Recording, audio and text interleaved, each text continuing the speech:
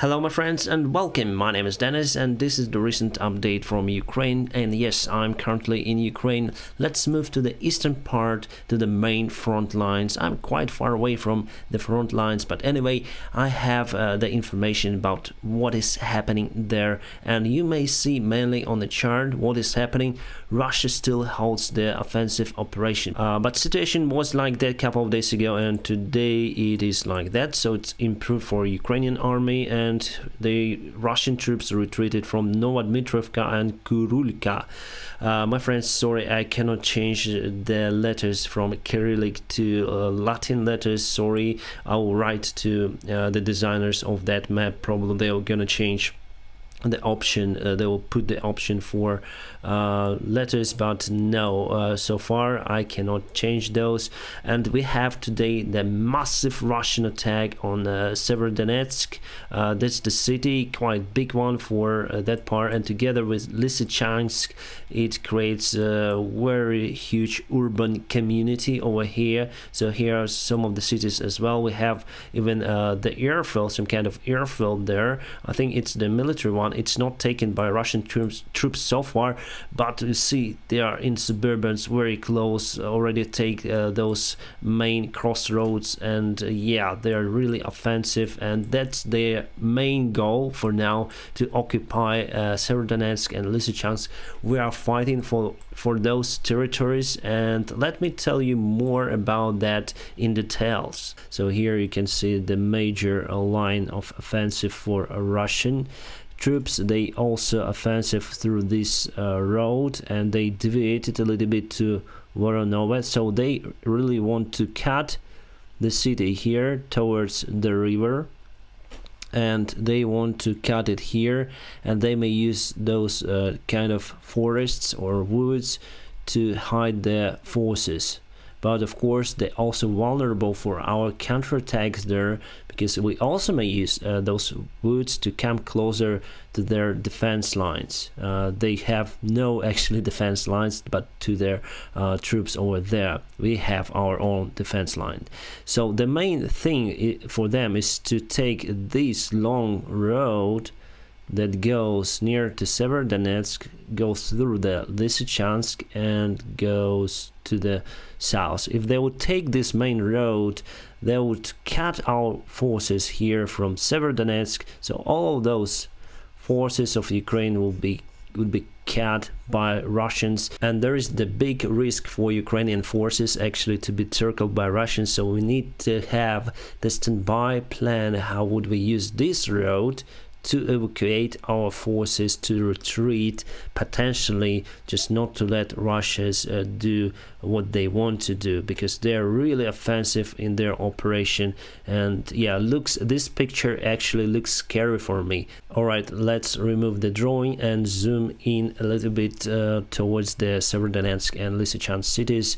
So the main problem is we have with this road, it's not actually going through the Severodonetsk, it's turning just a bit forward, so it's not good for us, because Russia would probably take this road. They want at least to take it and go like this through the Lysychansk. We have our forces in Severodonetsk, but the road is not going through the city. So if they would go through the city, they would lose lots of troops and probably will not go forward, but they may actually not enter the city and turn, losing less forces, and it's not good for us. And they may like circle our troops, and they may go further to the south.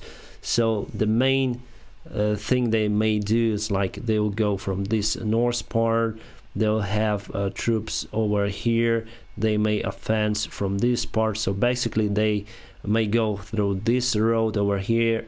So basically they may shoot the city from this part with the artillery, and they may enter the city from other part, and of course the city would fall under their pressure. So probably the main thing for Ukraine is to put the forces over here to protect this. There is probably the bridge near to the small river, and yeah, to protect it as hard as possible. If not, there is still one small road going to Lysychansk, so we can evacuate through this one from Severodonetsk, and then put our defense lines in Lysychansk.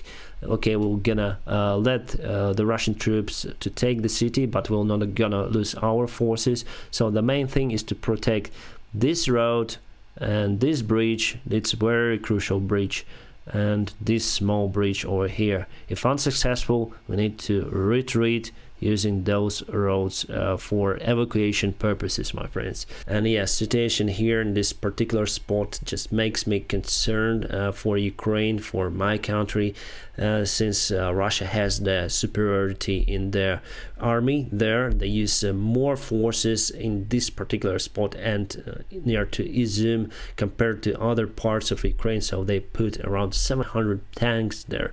They use artillery, they use aviation. So yeah, it's very hard for our troops to fight with the Russians there. So we're still waiting for weapons from the Western countries, from the Western allies.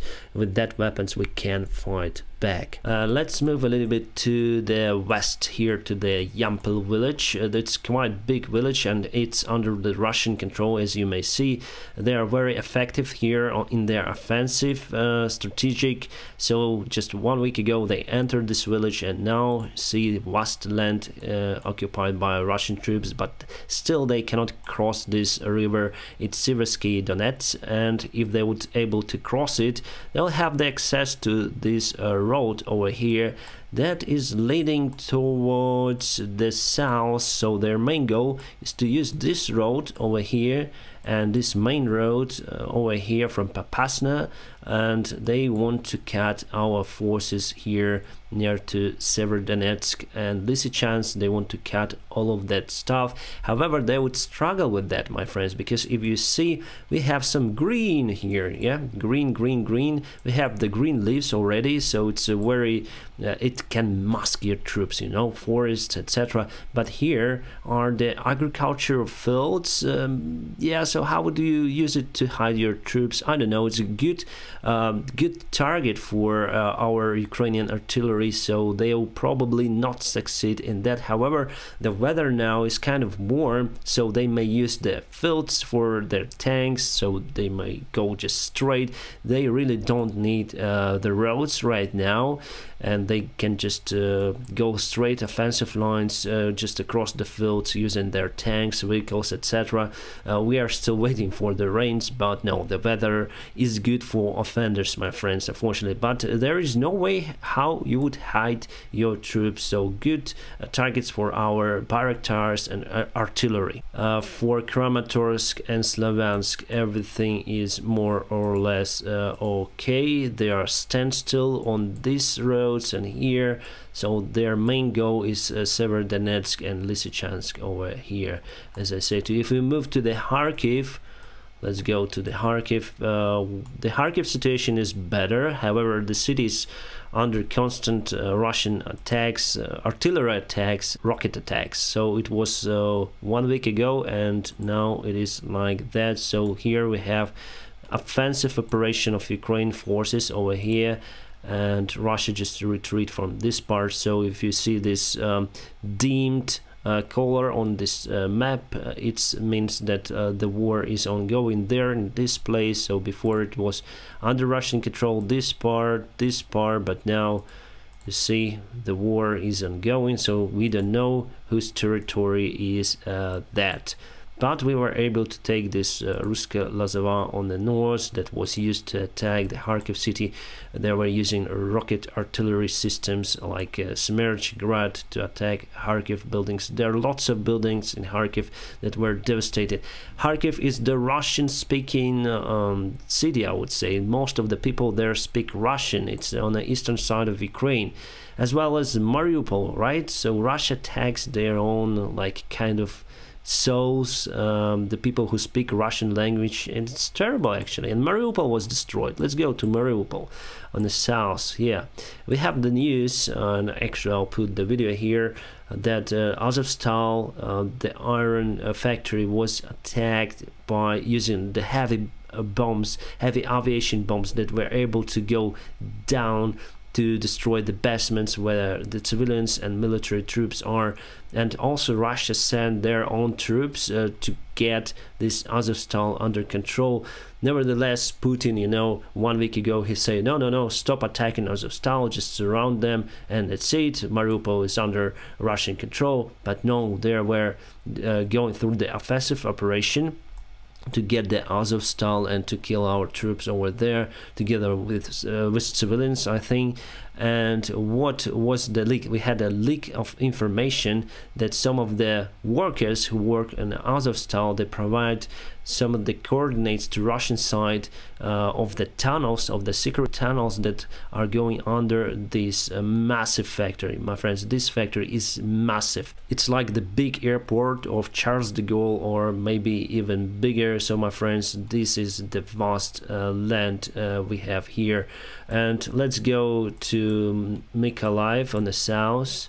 What we see is the Russia, we have the arrow here, so it means that Russia is attacking this place. They are taking this part under its control. But as I said to you in one of my videos, there is no any way how would they take Mykolaiv city. They tried already. You see this green, that they were there until the 17th of March, but they couldn't hold there near to the city. They were constantly attacked by Ukrainian troops. So I don't know what they're doing here really. Maybe they're protecting Kherson city from Ukrainian counterattack. And this is a very famous part. Chernobyevka, and the airfield was bombed so many times. From what I heard, 18 times it was bombed by Ukrainian artillery and our rockets. And yeah, Russia loses lots of forces there, and the recent attack was held by Ukrainians just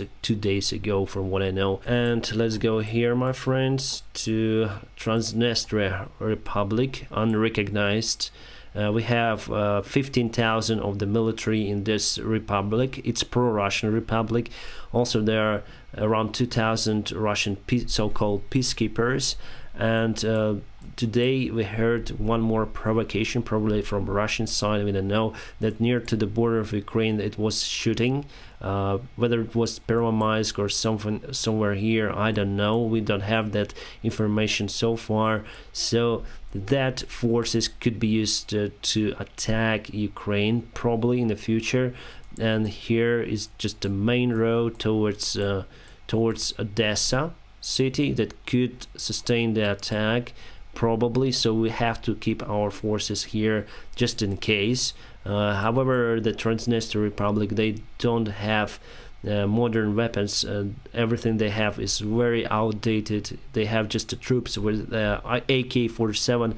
That's a good target for our artillery and our armored vehicles, so they will just take those roads, and there are no any forests, nothing, nowhere to hide. So it's just it could be a suicide mission from Transnistria side. So if they will go towards Odessa, of course we'll be able to attack them from the north here and here as well. So yeah, we're gonna take this Transnistria Republic very easily under Ukrainian control, and then we're gonna give it to Moldova because they're our friends, and this is actually Moldovan territory that is under control of Russian forces. They call it that it's so-called Transnistria Republic, but originally it is Moldova, my friends. And that conflict, why this Transnistria appeared, it appeared just after the Soviet Union collapsed. There was fighting from both of the sides, and Russia supported this PMR or Transnistria Republic, and they put their so-called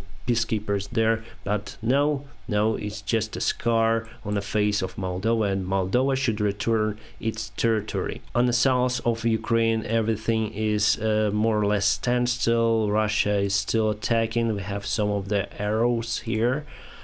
So their main goal actually for this campaign, for this part of the campaign, I would say, is to take the Ukraine for this line across the Pavlograd, as I say to you. So the small task, the small goal is to take this Severodonetsk.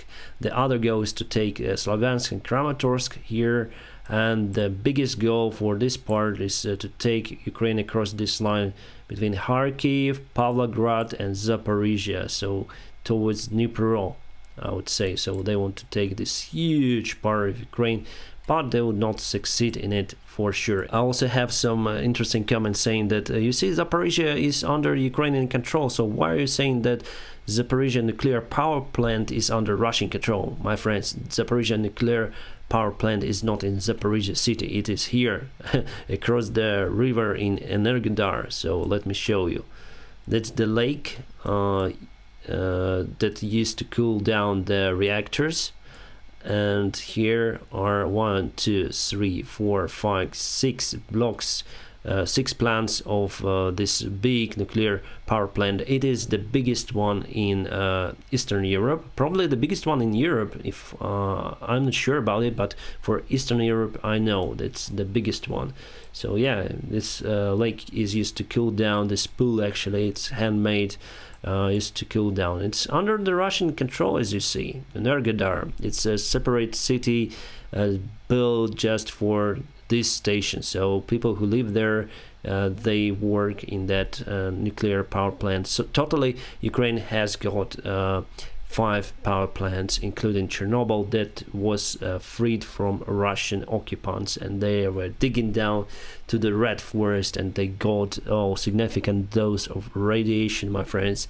That is crazy. Okay, my friends, I'll keep you updated about the situation here in Ukraine. Thank you very much for watching me, and if you want to support this channel, please go to Patreon. You may join our awesome Patreon team to have the access for the special perks from my side, and also you may support this channel on PayPal. Half of the money I spend for charity to help people in Ukraine. My friends, I wish you a peaceful sky wherever you are, and have a great time.